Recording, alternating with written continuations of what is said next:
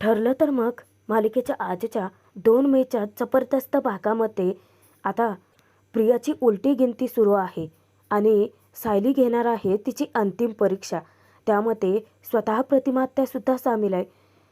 जानकी सखी दोघींनाही हाताशी घेऊन प्रतिमात्या आगीत अडकल्याचं नाटक करून सायलीने आता प्रियाची अग्निपरीक्षा घेतली. पण त्या परीक्षेमध्ये प्रिया सबसेल फेल ठरली आहे आणि सगळ्यांसमोर आता प्रियाचा मुखवटासुद्धा फाटलाय आणि सायलीने तिची अग्निपरीक्षा घेऊन हे सिद्ध करून दाखवलंय की प्रिया प्रतिमाची मुलगीच नाही आहे. त्यातच आता सचिनशी फोनवरती बोलत असताना साक्षीचा आवाज येतो आणि त्याच वेळेस अस्मिताने सचिनला कायमचं सोडून याचा निर्णय घेतलाय. आता या दोन्हीही घटना, हे दोन्हीही ट्विस्ट नक्की घडतायत तरी कसे? आणि प्रिया प्रतिमाची मुलगीच नाही आहे हे सिद्ध होताच आता सुभेदार प्रियासोबत काय करतील? तिला कुठली शिक्षा देतील? पाहणं तितकंच मनोरंजक ठरणार आहे. त्यामुळे भाग शेवटपर्यंत जरूर बघा. प्रतिमाचा फोन येऊन गेल्यापासून सायली खूपच अस्वस्थ असते. कारण प्रतिमाच्या बोलण्यामध्ये तिला तुटकपणा जाणवत होता. प्रतिमाचं काहीतरी महत्त्वाचं काम असेल असं मनापासून तिला वाटत होतं. त्याच्या आधीची प्रतिमासोबतची भेटही तिला आठवते. त्यामध्ये सायलीने काही प्रश्न विचारले होते आणि त्याची उत्तरही प्रतिमात्याने दिली होती की प्रियाबद्दल त्यांना ममता माया काहीच का जाणवत नाही. म्हणजे त्यांच्यामध्ये मायलेकीचं जसं नातं असतं तसं जाणवतच नाही त्यांना. सायली विचार करत फेऱ्या मारत असते. खूप वेळ झाला अर्जुन तिच्याशी बोलत असतो. सायलीचं त्याच्याकडे जराही लक्ष नाही. ती फक्त प्रतिमाच्याच विचारामध्ये गुंतलेली असते. अर्जुन तिला सांगतो की बायको चल झोपूयात, उद्या अभिषेकाला जायचं आहे ना, उगाचच उशीर होईल आपल्याला.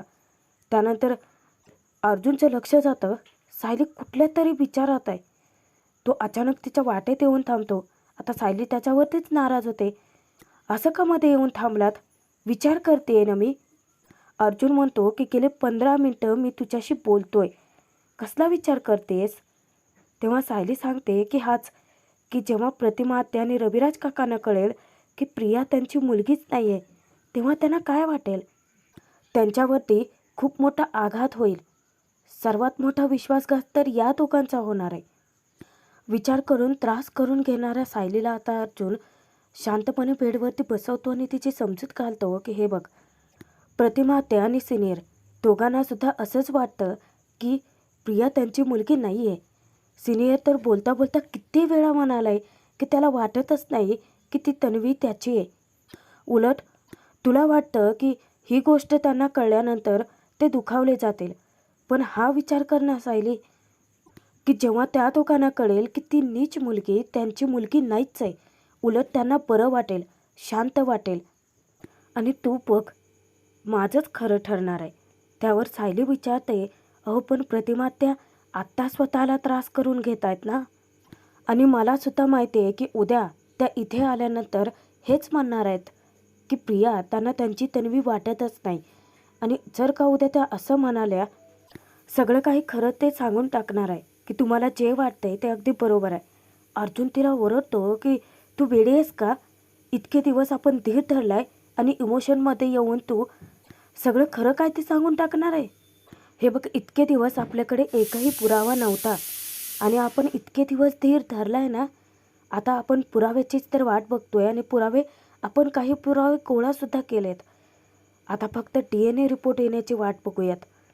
पण सायली अर्जुनला सांगते की उद्या मी आता असं काहीतरी करणार आहे ना की प्रतिमात्यांची मनाची थोडी तरी तयारी होईल की तन्वी प्रिया त्यांची मुलगीच नाही आहे. त्यावर अर्जुन तिला समजावतो की हो, पण सगळंच खरं सांगून टाकू नकोस. अर्जुन सायलीला सांगतो की हे बघ, शांत हो आणि तू ना आधी आराम कर थोडा, तुला बरं वाटेल. त्यानंतर दुसऱ्या दिवशी प्रतिमाते येते आणि प्रियाचे कारनामे तिला कल्पना प्रताप अश्विनकडून कळतात. आता तिला इतका मोठा धक्का बसतो, तिचा चेहरा रडवेला होतो. सुभेदारांना ती म्हणते की खरं तर सायलीसोबत तिचं आधीपासूनच वैर होतं हे मला माहिती आहे, पण तिने सायलीला पायऱ्यावरून ढकललं. इतकं क्रूर कशी काय वागू शकतेस ती? त्यावर प्रताप विचारतो की हो, अगं पण अस्मितासोबत काय वैर होतं? अस्मिताच्या बाळासोबत आणि पूर्णाही नाही हा प्रतिमा. यावेळी मात्र तन्वीने सगळ्या मर्यादा ओलांडल्यात. त्यावर कल्पना म्हणते की मला तर माझ्या अश्विनचा चेहराच बघवत नव्हता. माझ्या मुलाचा काय दोष आहे सांग बरं प्रतिमा, की त्याला ही अशी जोडीदार मिळाली. म्हणजे आता या सगळ्यांना इतका त्रास होत असतो आणि प्रतिमात्यांना पश्चाताप होतो. प्रतिमात्या चक्क हात जोडून अश्विन आणि सुभेदारांची माफी मागते की माफ करा मला.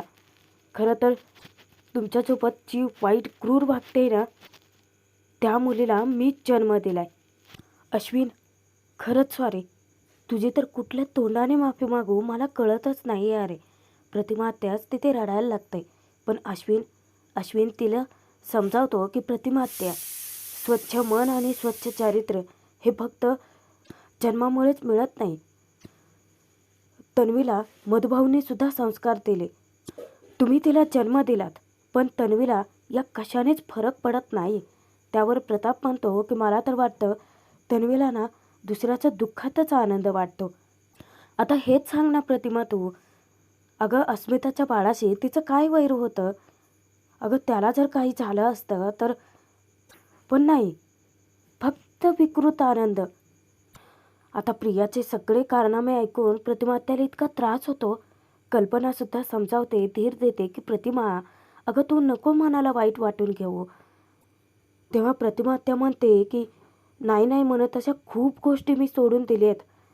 पण आता अश्विन, तुमच्या नात्याचं काय करायचं, तुमच्या नात्याचं पुढचं भविष्य काय आहे हे तुझ्या निर्णयावरती आहे. आणि तू जो निर्णय घेशील त्याला माझा आणि रविराजांचा पाठिंबा असेलच.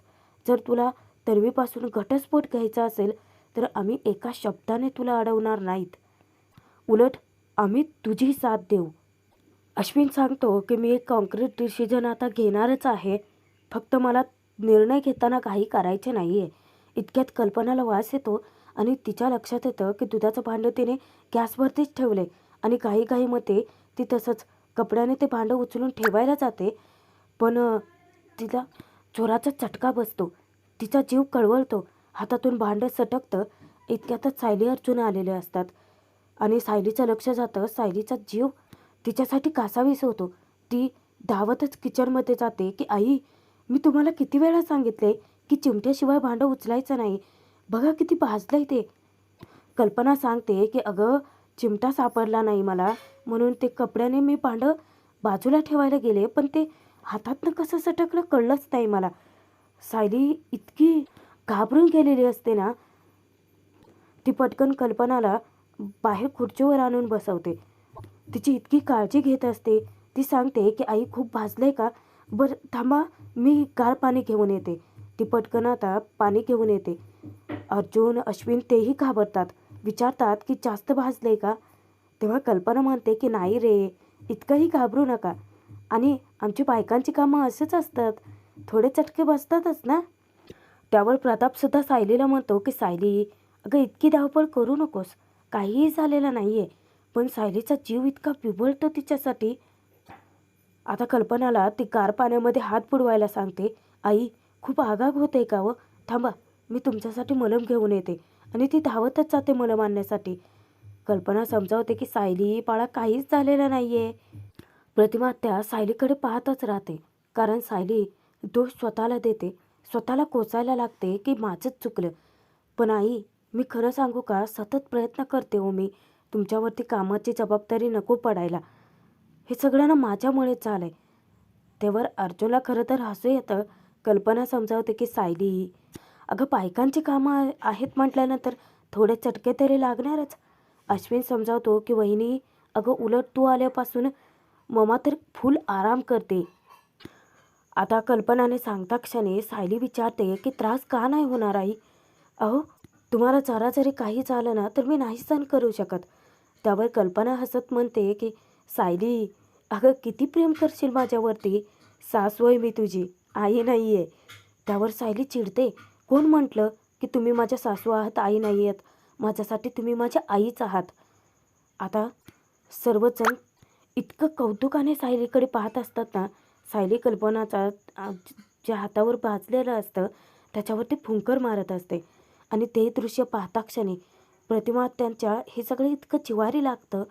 ती विचार करते की सायली कल्पनावरती किती प्रेम करते. या दोघींचं नातं अगदी मायलेकींसारखं आहे. पण मला जर कधी चटका लागला तर मग तन्वीला त्रास होईल. ती तर माझ्याकडे साधं बघणार सुद्धा नाही. अर्जुनही चौकशी करतो, विचारपूस करतो की मम्मा तू खरंच ठीक आहेस ना? कल्पना सांगते की हो हो मी खरंच ठीक आहे आणि आता माझ्या हाताची आगागसुद्धा होत नाही. या माझ्या लाडक्या लेकीने हातावरती मलम लावलं ना माझ्या. अर्जुनचं लक्ष अचानक प्रतिमाकडे जातं. प्रतिमा खूपच अस्वस्थ दिसते. सायलीचंही लक्ष जातं. अर्जुन सायलीला खुणावतो. मुद्दामच तो सायलीला म्हणतो की सायली तू आणि प्रतिमा त्या आता दोघेही जाऊन मस्त रूममध्ये गप्पा मारा.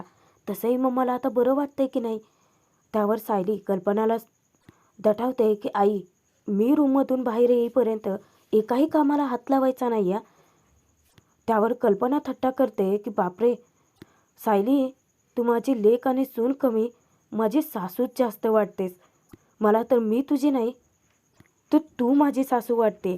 त्यावर प्रतापसुद्धा म्हणतो की खरंच सायलीच्या कल्पनावर इतका धाक आहे ना की पूर्णा हिचा सुद्धा नाही आहे. त्यावर सगळेच हसायला लागतात. सायली आणि प्रतिमा दोघे आता सायलीच्या रूमकडे जायला निघतात. तेव्हा अर्जुन पटकन एक डिश घेतो. डिशमध्ये पोहे घेतो. कल्पनाला तो सांगतो की मम्मा माझ्या बायकोची ऑर्डर आहे. तुला काहीही काम करू द्यायचं नाही आहे. तर तू आराम कर. मी तुला आज भरवतो. कल्पना सांगते की अरे पण मी हाताने खाऊ शकते. अर्जुन म्हणतो की नाही या बायकोने बघितलं ना घराबाहेर काढेल ती मला. त्यावर पुन्हा सर्वजण हसत असतात.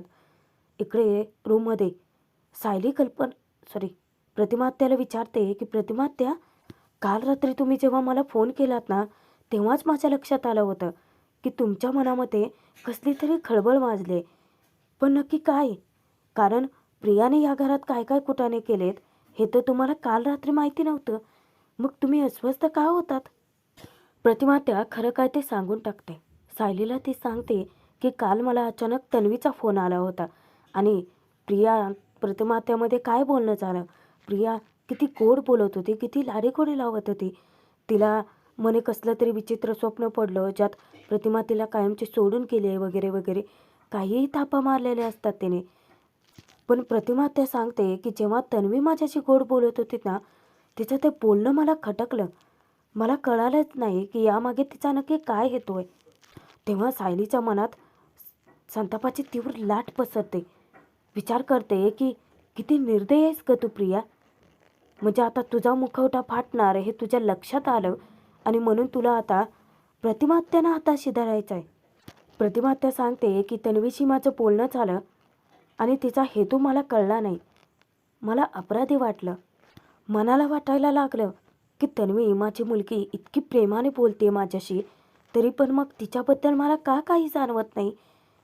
का सतत असं वाटतंय की ती माझी मुलगीच नाही आहे. आता मात्र सायली सावध होते. प्रतिमा आत्याला ती समजावते की प्रतिमा आत्या प्रियाचं वागणं बघून असं वाटणं स्वाभाविकच आहे. पण हे तुम्हाला नक्की का वाटतं आता याची उत्तरं आपण शोधायला हवी आहेत. आता सायलीचा एक प्लॅन ठरतो. प्रतिमा आत्याला ती सांगते की आम्ही अभिषेकाला जाणार आहोत ना तर तुम्ही येऊ नका. प्रतिमा आत्या विचारते की पण का? त्यावर सायली आता म्हणते की थोडं थांबा आणि ती सखी जानकी या दोघींनाही कॉन्फरन्स कॉलवरती घेते. फोन उचलताच सखी विचारते की सायली ताई अगं किती दिवसांनी आठवण काढली आहेस तू माझी बोल. तेव्हा सायली म्हणते की खरं तर मला तुमच्याशी बोलायचं होतं. मी जानकीला सुद्धा कॉन्फरन्स कॉलवरती घेतले. मला तुमच्या दोघींची मदत हवी आहे. त्यावर जानकी म्हणते की सायली अगं माझ्यावरती जेव्हा जेव्हा वेळ आली तेव्हा तूच तर माझ्यासोबत संकटात उभी होतीस ना. मग आज मी का मदत नाही करणार? बोल काय करायचं आहे? त्यावर सायली सांगते की प्रिया आणि तिचं वागणं तुम्हाला तर माहितीच आहे. पण प्रतिमा आत्यांना आता असं वाटतंय की ती त्यांची मुलगीच नाही आहे. पण त्यांना कळत नाही आहे की त्यांना सतत असं का वाटतंय आणि तेच आपल्याला शोधायचं आहे. आता सखीलासुद्धा ती उणीव भासवते. सखी सायलीला सांगते की आई मुलीचं नातं किती खास असतं. त्यात थोडा जरी दुरावा आला ना तरी तो सहन होण्यापलीकडचा असतो. त्यावर जानकी म्हणते की ज्यांच्या आयुष्यात आई असते ना, खरंच त्या मुली किती भाग्यवान असतात. पण प्रिया प्रत्येक बाबतीत ना तिचा करंटेपणा कायमच आहे. त्यावर सायली म्हणते की म्हणूनच तर मला प्रियाची आता अंतिम परीक्षा घ्यायची आहे. जानकी विचारते की कुठली परीक्षा? सखी तर सज्जच असते. ती म्हणते की सायलीताई, तू फक्त सांग त्या प्रियाच्या बाबतीत काय करायचं आहे ते. मी तर हातातलं काम सोडून यायला तयार आहे. इकडे सचिन अस्मिताला फोन करतो आणि तिला सांगतो की मला आज घरी यायला उशीर होणार आहे, ऑफिसमध्ये काम जास्त आहे.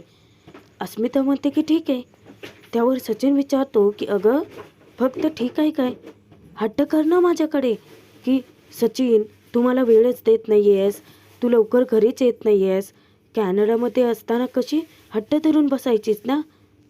तरी पण अस्मिता त्याला सांगते की काहीच हरकत नाही आहे. पण आता तिथेच एक धक्कादायक गोष्ट घडते. अचानक साक्षी येते आणि सचिनला म्हणते की वाव सचिन, कसली खेळी खेळलायस अरे तू. आता आपला प्लॅन सक्सेसफुल होणार, याचं सेलिब्रेशन तर करायला हवं आहे ना. आता सचिन घाबरतो. अस्मिताने साक्षीचा आवाज ओळखलेला असतो आणि ते तिचे इतकं जिव्हारी लागतं. सचिन पटकन विषय बदलतो. साक्षीला तो शांत बसायला सांगतो इशारा करून. अस्मिताचा फोन असल्याचं तिला सांगितल्यानंतर साक्षी चिडीत चूप होते. मुद्दामच तो बाळाचा विषय काढतो. तो बाळाबद्दल चौकशी करतो की अस्मी बाळ काय करते. अस्मिता शांतपणे सांगते की काही नाही, झोपले, पण आता त्याची उठायची वेळ झाली, खेळेल थोड्या वेळात उठून. सचिन सांगतो की बरं अस्मी, आता मी ठेवतोय फोन, पण उशीर होईल यायला. आता उसासा टाकत तो विचार करतो की साक्षीचा आवाज अस्मिताने ऐकला नाही, पण तो त्याचा भाबडा गैरसमज आहे. अस्मिताला सहनच होत नाही. अचानक अस्मिता रडायला लागते आणि तिला पाहते कल्पना येऊन विचारते की अस्मिता काय झालं बाळा. ती तिच्या डोक्यावरून हात फिरवते. तेव्हा अस्मिता म्हणते की काही नाही, सचिनचे हल्ले वेगवेगळे रंग दिसत आहेत मला. तेव्हा कल्पना समजावते की पण तू स्वतःला त्रास करून घेऊ नकोस. तेव्हा अस्मिता म्हणते की नाही मम्मा, मी त्रास करून घेणारच नाही आहे, उलट आत्ता कुठे मला शहाणपण आलं आहे. हे बघ मम्मा, आता योग्य वेळ आली ना की सचिनला मी माझ्या आयुष्यातून कायमचं काढून टाकणार आहे. अस्मिताला कल्पना आपल्या उराशी कवटाळते. आता काही वेळानंतर सर्वजण तयार झालेले असतात. कल्पना सर्वांनाच घेऊन आता अभिषेकासाठी मंदिरात जाणार असते. अश्विन आता अस्मिताबद्दल विचारपूस करतो की मम्मा अस्मिताई. कल्पना सांगते की अरे तिला थोडासा थकवा जाणवतोय, त्यामुळे ते नाही येत आहे. अश्विन विचारतो की मम्मा मी पण नाही आलो तर चालेल का? माझा ना हे सगळं करण्याचा मूडच नाही आहे अगं. त्यावर कल्पना खरं तर थोडंसं चिडते. तुम्ही मुलं नका रे असं वागू, तुमच्या मुलाच्या भल्यासाठीच चाललं आहे की नाही हे सगळं. कल्पना प्रतिमाला सुद्धा आता चालायला सांगते. तेव्हा प्रतिमा ते सांगते की मी खरं तर येणार होते तुमच्यासोबत, पण मला ना थोडं बरं वाटत नाही आहे, ॲसिडिटी असल्यासारखं जाणवतं आहे. त्यावर सायली मुद्दामच म्हणते, अच्छा म्हणून मग असे तुम्ही चहा घेतला नाही ना प्रतिमात्या. नाही, तुम्ही नकाच येऊ, मग तुम्ही ना घरात आराम करा. अर्जुन म्हणतो की हो, तू ना केस्टोमध्ये आराम कर प्रतिमात्या. आता त्या दोघांचाही एकच विचार आहे म्हटल्यानंतर कल्पनाही पुढे काही बोलत नाही. पण इतक्यातच कपटी प्रियामध्ये तळमळतेच. येऊन आता ती सगळ्यांना विचारते की तुम्ही कुठे निघालात. आता तिचं तोंडही अश्विनला बघायचं नसतं. तो कल्पनाला मुद्दामच म्हणतो की मम्मा चल पटकन. प्रिया प्रतिमाला पाहताच विचारते की आणि आई, अगं तू कधी आलेस? तुम्ही सगळेजण कुठे जात आहेत नक्की?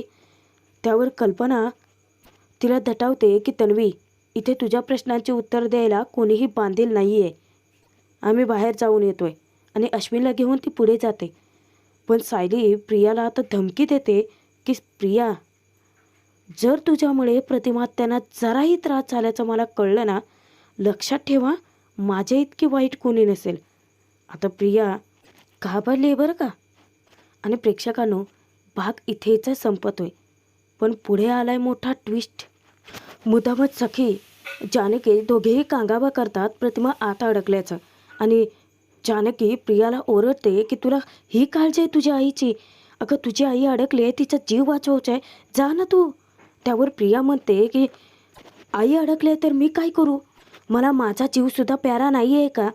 आता प्रतिमा आत्या, सुमन काकू दोघींनीसुद्धा गुपचूप ते सगळं पाहिलेलं असतं आणि प्रियाचं ते वागणं प्रतिमा आत्याच्या खूप जिव्हारी लागतं.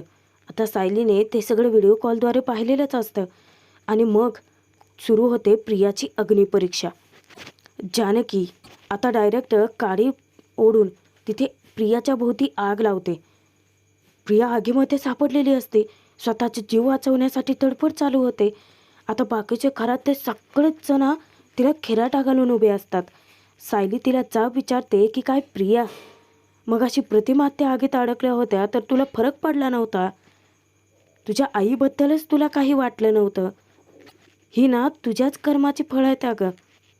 प्रेक्षकांनो, ठरलं तर मग मालिकेचे एपिसोड पाहण्यासाठी सबस्क्राईब जरूर करून ठेवा, कारण पुढचे ट्विस्ट खूपच इंटरेस्टिंग आणि जबरदस्त असणार.